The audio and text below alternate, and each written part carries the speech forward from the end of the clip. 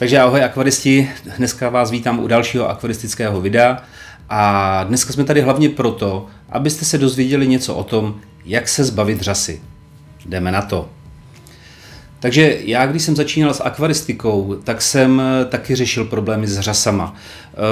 Hledal jsem spoustu informací jak na internetu, tak na YouTube a pořád jsem si jakoby nevěděl rady, jak s ní zatočit s tou řasou.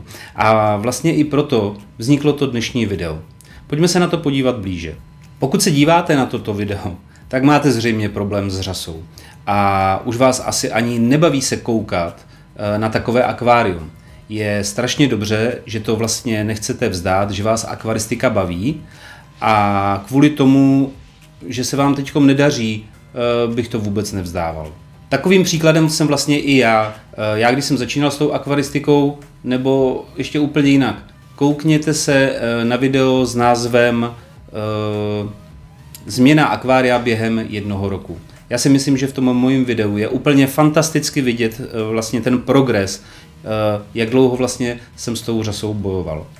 Ale konec slov a pojďme si říct, jak s tou řasou zatočit. Je vlastně spousta druhů řas. Teď se tady nebudeme bavit o těch jednotlivých druzích té řasy, protože vlastně všechny ty druhy potřebují podobné podmínky k životu. Ale vlastně, když se jich chceme zbavit té řasy, tak vlastně i podobné principy fungují i na odstranění všech řas. Neříkám úplně všech, protože jsou ještě řasy jakoby jiného druhu, ale věřím tomu, že se budeme bavit o těch řasách, které vás právě teď trápí. Takže jako na prvním místě bych uvedl filtr. Zase, když byste se koukli na to moje zakládání, nebo když jsem vlastně dělal já poprvé to akvárium, tak tam byla špatná filtrace. Když si budete pořizovat filtr do akvária, tak si určitě na 100-litrové akvárium nepořizujte filtr na 100-litrové akvárium. Protože ti výrobci zpravidla to dělají tak, že ten průtok řeší na 100-litrové akvárium bez těch médií. Pokud to tak nedělají, dobře, tak se omlouvám, protože ty média snižují ten průtok, ale přesto bych si koupil na 100-litrové akvárium filtr na 200-litrové akvárium. Už jenom tím, že máte externí filtr a vejde se tam více těch médií, je tam více nitrifikačních bakterií, tak určitě budete mít akvárium ve velké čistotě a určitě hlavně předejdete tvorbě té řasy. Dneska se bavíme o těch řasách. Jakoby druhé místo, kam bych vlastně zařadil příčinu tvorby té řasy, je dno toho akvária, ten substrát, který tam máte. A zase jsme u toho, co dělají začínající akvaristé. Já jsem dělal takovou věc, že jsem pořád v tom dnu se vrtal, hrabal, přesazoval jsem rostliny, pořád se mi to nelíbilo, pořád jsem vlastně posouval kořeny, hejbal jsem s kamenama. A to všechno vlastně způsobí to, že jakýkoliv pohyb toho substrátu, který tam je, a ty nečistoty, které v tom substrátu jsou, tak se vám uvolňují, jsou to hlavně fosforečnany do té vody.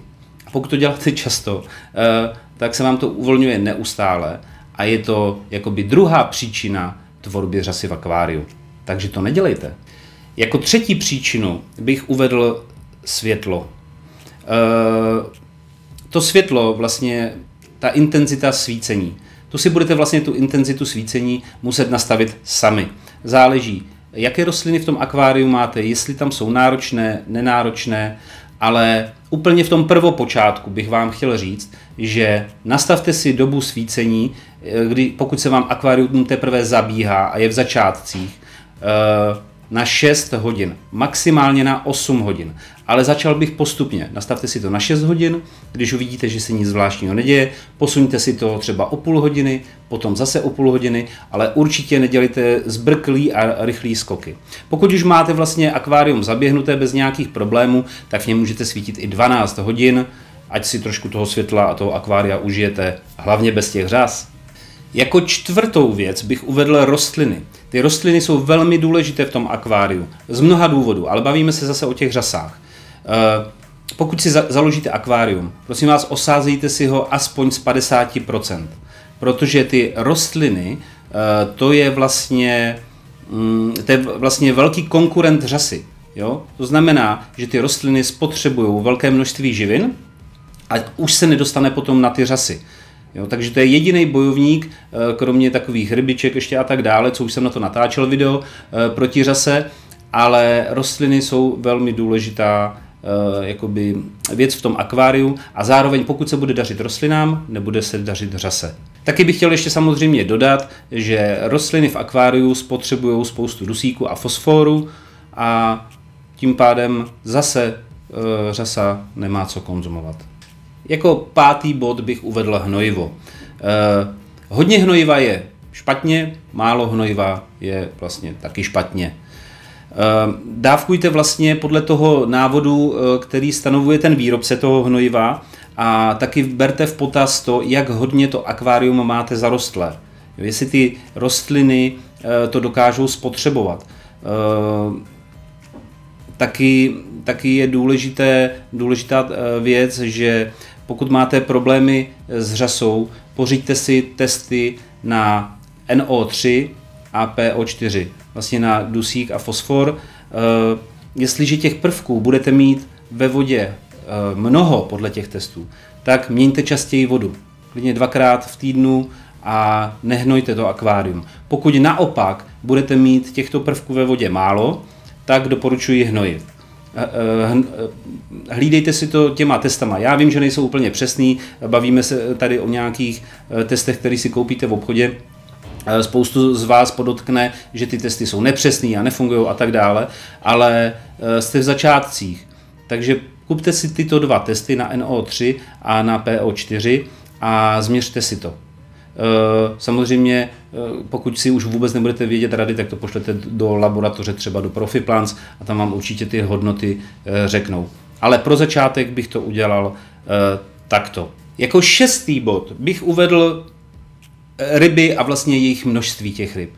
Ty ryby si vesele plavou v tom akváriu, ale samozřejmě zůstávají po nich výkaly.